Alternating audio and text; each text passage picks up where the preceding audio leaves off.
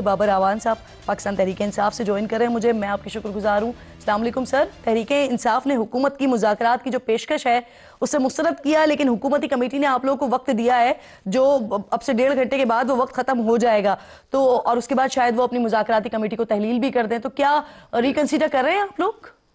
Thank you very much. इससे पहले कि मैं आपके सवाल का जवाब दूं, मैं अरबी की एक पुरानी अदब की एक कहानी है कि एक चूहा और बिल्ली सामने रहते थे। तो बिल्ली जो रोज उसको कहती थी कि भांजे तुम यहां से निकल के यहां तक अगर दौड़ लगाओ तो मैं तुम्हें 10 रियाल दूंगी। वो रेट बढ़ते बढ़ते कोई 500 रियाल तक गया और वो इंतजार में बैठी रहती थी। तो एक दिन उसने कहा जिरगा करते हैं और पूछते हैं कि जी आप मुझ पे यकीन क्यों नहीं करते। तो उसने जवाब दिया कि मैं मासूम मखलूक हूं और ये जो फासला है बड़ा कम है और रेट तुम बहुत ज्यादा लगा रही हो आंटी, इसलिए मैं तुम्हारे सामने भागने के लिए तैयार नहीं हूं। ये वो लोग हैं जिनको हमारे कुछ नौ आमोज जो पॉलिटिक्स में या पार्लियामेंट में लोग तो नहीं जानते, लेकिन मैं जानता हूं उनको 4 अशरे से, बहुत अच्छी तरह से जानता हूं। इसलिए मैंने शुरू से ही मुखालफत की थी कि इनसे मुज़ाकरात का कोई फायदा नहीं है। मुज़ाकरात में से ये 2 चीजें निकालने चाहते थे। एक अपनी लेजिटिमेसी इस एतबार से कि बैरून ममालिक लोगों को ये बताया जा सके कि हम पाकिस्तान की सबसे बड़ी जो डेमोक्रेटिक फोर्स है और सबसे बड़ी जो अपोजिशन पार्टी है, जो सबसे बड़ी जो पॉपुलर लीडरशिप है, उसके साथ हम पार्लेज कर रहे हैं। इसका मतलब ये है कि वो हजरत बुद्धू भी गांधी के साथ हैं, गो मुश्ते खाक हैं मगर आंधी के साथ हैं। इससे ज्यादा इनका कोई मकसद नहीं था। दूसरा ये था कि ये किसी तरीके से डिफ्लेक्ट करना चाहते हैं कि ना ही जो मई वाला इमरान खान के अगवा से लेके दिन के बाद के वाकयात हैं वो, और ना ही जो 26 वाकयात हैं इस्लामाबाद के अंदर जो हुए हैं उनकी ये तहकीकात से भाग रहे हैं। बेसिकली पीटीआई से आप और पीएमएलएन से ख्वाजा आसिफ साहब कम से कम आप दोनों इस बात पर एक पेज पर थे कि इनसे मुज़ाकरात का कोई फायदा नहीं है। अब एक पेशकश भी हुकूमत की तरफ से की गई है, लेकिन उस तरफ आप लोग क्यों नहीं जा रहे हैं? बाबर साहब, वजीर आजम साहब ने कल पार्लिमानी कमेटी बनाने की पेशकश की और साथ साथ उस कमेटी का भी हवाला दिया जो पाकिस्तान तहरीक इंसाफ की हुकूमत में धांधली के लिए बनाई गई थी, परवेज खटक साहब की सरबराही में। पीटीआई पार्लिमानी कमेटी के लिए क्यों तैयार नहीं है सर? या फिर जो आपका तजर्बा है वही अच्छा नहीं था, उसको देखते हुए आप लोग चाहते ही नहीं उस तरफ जाना?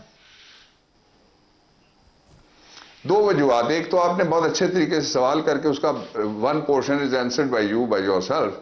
मैं जो दूसरा पोर्शन रह गया उसका और आपका थोड़ा सा हिस्सा साथ मिला के दोनों का जवाब इकट्ठा दे देता हूं। देखिए, इससे पहले सब्जादार के लिए इन्होंने एक ऐसी कमेटी बनाई थी, इसके बाद इन्होंने एक ऐसी कमेटी बनाई थी जो मॉडल टाउन 1 के लिए, फिर मॉडल टाउन 2 के लिए इन्होंने एक ऐसी कमेटी बनाई थी। एक ऐसी कमेटी वली खान के जलसे पे रावलपिंडी में फायरिंग हुई थी, ये 70s के अशरे की बात है, उसके लिए भी बनी थी। पहली बात यह है कि 2 फरीक हैं। एक फरीक ये कहता है कि गोली क्यों चलाई, दूसरा कहता है चली कोई नहीं है। इसकी तहकीकात कौन करेगा? आर्बिटर करेगा। तीसरा फरीक अगर आप हैं, आप मीडिया से ताल्लुक रखती हो, तो मैं आप पे तो यकीन कर सकता हूं, मैं दूसरे फरीक पे जिसके पास गोली थी, जिसने चलाई है, मैं उसके साथ बैठ के और किस तरह से पार्लियामेंट में मैं ये फैसला करूं, और वो पार्लियामेंट जो मेरे वोट की चोरी से बनाई गई है, जिसको मैं मानता ही नहीं हूं कि जनाब ये किसने किया और क्या हुआ और क्या नहीं हुआ। This number 1। ये सेल्फ कॉन्ट्रडिक्टरी, सेल्फ डिस्ट्रक्टिव उनकी जो ऑफर है। दूसरा ये है कि जो शहबाज का ये ख्याल है अगर रिजीम का कि वो किसी तरीके से इसको अंडर द कारपेट किल कर लेंगे, जो इतने बड़े 2 वाकयात हो गए। यानी एक प्राइम मिनिस्टर का हाई कोर्ट के अंदर से अगवा छोटा वाकया नहीं है, उसका जो रिएक्शन हुआ वो भी छोटा वाकया नहीं है। उसके साथ ही जो 26/11 को जो रात में बत्तियां बंद करके, हमें तो जानना है ना जी कि कौन बत्तियां बंद कर रहा था, हमें तो जानना है किसका ऑर्डर आया था, हमें तो जानना है कौन था जिसका हाथ या उंगली जो थी वो ट्रिगर के ऊपर थी। तो इसलिए ये कौम इसको नहीं भूल सकती। सर, अब आप ऐलान कर रहे हैं 8 फरवरी का, तो क्या इस्लामाबाद की तरफ भी रुख किया जा सकता है? और ये जो अब तब्दीलियां हुई हैं केपीके में, इसके पीछे भी सर क्या ये वजह है कि सुनने में ऐसा आ रहा था कि खान साहब और बुशरा बीबी साहिबा गंडापुर साहब की परफॉर्मेंस से खुश नहीं थे, जो उनकी एहतजाजी हिकमत अमली थी उससे? 3 दिन पहले मैंने इमरान खान साहब से इसके ऊपर बात की थी, जो मैं आपके साथ शेयर कर देता हूं। मैं पहली दफा उसके बाद बैठ रहा हूं बात करने के लिए। पहली बात यह है कि उन्होंने कहा कि जो चीफ मिनिस्टर हैं वो अली अमीन गंडापुर ही रहेंगे। दूसरा, उन्होंने जब मैंने बात की तो उन्होंने कहा कि ये जो चेंज, जिस दिन इनको बुलाया गया था जुनैद अकबर को, तो मैं गया जब, तो ये बैठे हुए थे और इनको कई घंटे हो गए थे, वो अंदर मिला नहीं रहे थे जेल में अंदर बुलाने के बावजूद। तो फिर मैंने अंदर वहां जाके बात की, मैंने कहा जी वो बैठे हुए उनको आप बुलाएं, मिलने दें। اندر بلا کے بٹھانے کا کیا اختیار ہے آپ کے پاس؟ اچھا، اور انہوں نے کہا جی کہ وہ چیف منسٹر کا اتنا ہیوی لوڈ ہوتا ہے ورک کا، اور پھر جو حالات ہیں وہاں آپ کے سامنے ہیں، تو اس کے لیے پارٹی کو فعال زیادہ بنانے کے لیے اور زیادہ متحرک کرنے کے لیے یہ عمران خان نے اپنی چوائس کی ہے۔ ایک پہلو اس کا تھا جو میں نے آپ کے سامنے رکھا۔ اس کا جو دوسرا پہلو ہے وہ یہ ہے کہ کیا سارے پاکستان میں مختلف پولیٹیکل پارٹیز اور مختلف ٹریڈ یونینز احتجاج کر رہی ہیں یا نہیں کر رہی؟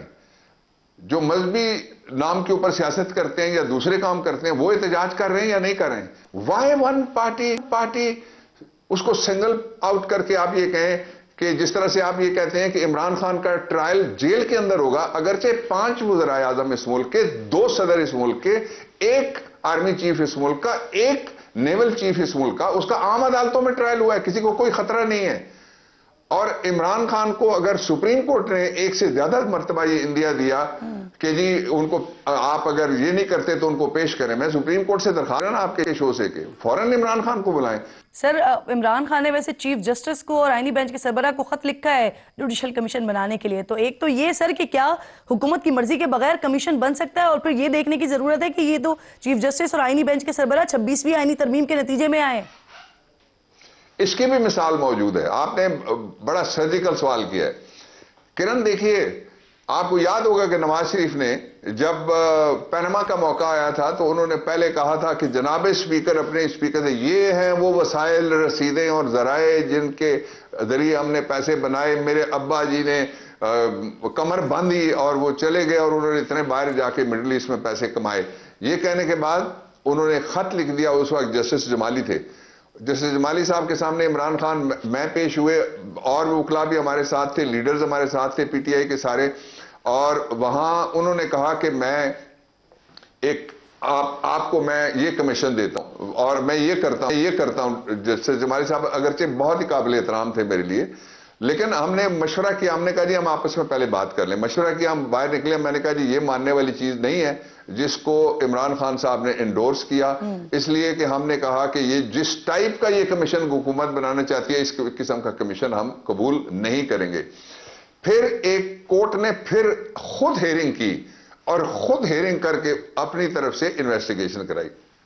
وہ تو ایک وائٹ کالر کرائم تھا جو گلوبلی اس کی خبر نکلی تھی۔ یہ تو بندے مرے ہوئے ہیں جی، یہ تو ابنائے ابن آدم و حوا ہیں، یہ وہ ہیں جن کے بارے میں قرآن شریف میں ارشاد فرمایا اللہ رب العزت نے کہ جس نے معصوم و دم بے گناہ مار دیا، یعنی گناہ یہ ہے کہ کوئی نکل کے نعرہ لگا رہا تھا۔ اب ذرا آوان صاحب تھوڑا سا آگے بڑھتے ہوئے سر، پاکستان تحریک انصاف نے تحریک تحفظ آئین نامی اتحاد کو تشکیل دیا جس میں JUIF، جماعت اسلامی، عوام پاکستان پارٹی سب کو شامل ہونے کی دعوت دی گئی، لیکن پھر یہ اتحاد جو ہے وہ برائے نام ہی رہا، آپ لوگ سولو فلائٹ لے کر ہی نکل گئے۔ اب گرینڈ الائنس کے لیے پھر سے دوبارہ ملاقاتیں ہو رہی ہیں، انہی جماعتوں سے رابطے ہو رہے ہیں، لیکن کوئی مثبت جواب نہیں مل رہا۔ سر کے ساتھ چلنے کو تیار کیوں نہیں ہو پا رہے؟ جن جماعتوں سے بات ہو رہی ہے ان کو 2 حصوں میں تقسیم کیا جا سکتا ہے۔ ایک جماعتیں وہ جو پارلیمنٹ کے اندر ہیں، ایک جماعتیں وہ ہیں جو نامنل جن کی پریزنس ہے پارلیمنٹ کے اندر، دوسرا حصہ وہ ہے جو پارلیمنٹ میں نہیں ہے لیکن پبلک میں ہیں، وہ جماعتیں پاکستان کے اندر موجود ہیں۔ اس میں ریجنل پارٹیز ہیں کافی ساری، سندھ کے اندر، بلوچستان کے اندر ریجنل پارٹیز اور شخصیات ہیں، اور باقی جگہ کے اوپر بھی، وہ پنجاب سمیت ہیں، ہم سارے جانتے ہیں، نام لینے کی ضرورت نہیں ہے۔ جو فیشزم جس سطح پہ پہنچایا گیا اس کی وجہ سے میرے خیال میں لوگ تھوڑا بہت آئیڈینٹیفائی کرنے سے اپوزیشن کے ساتھ ایک وہ پہلو ہو سکتا ہے، اور دوسرا پہلو یہ ہے کہ ہر پارٹی ایک پولیٹیکل ایجنڈا رکھتی ہے اور اس ایجنڈے کو لے کے وہ پاپولر ہونا چاہتی ہے اور پھر وہ اقتدار لینا چاہتی ہے تاکہ اختیار کے سوتے اس کے ہاتھ میں آئیں اور وہ آدرش جن کو لے کے وہ لوگوں کے لیے باہر نکلے ہوئے ہیں ان پہ وہ عمل سکیں۔ اس لیے گفتگو سب سے چل رہی ہے۔ سر، القادر ٹرسٹ کی جو رجسٹریشن ہے اس پر بھی سوال اٹھائے جا رہے ہیں، کیونکہ اس کی رجسٹریشن آپ نے کروائی تھی تو آپ سے بہتر اس کو کوئی نہیں بتا سکتا۔ اب سر سنیے گا کہ خبر کے مطابق یہ ٹرسٹ 1882 کے قانون کے مطابق بنا اور صرف 8 ماہ کے لیے۔ آپ کی حکومت میں جو ICT ٹرسٹ ایک بنا تھا اس کے تحت اس کا کوئی وجود نہیں ہے، پھر 2023 میں رجسٹریشن کے لیے دوبارہ درخواست دی گئی جس پر اب تک کچھ نہیں ہو سکا، اور ساتھ ہی جو ٹرسٹ ڈیڈ ہے اس میں واضح طور پر لکھا گیا ہے کہ اس کے ٹرسٹیز 4 سے کم یا 500 سے زیادہ نہیں ہونے چاہیے، یہاں تو صرف 2 ہیں۔ سر کیا ہوا تھا اور تبدیلیاں کیوں ہوئی تھی؟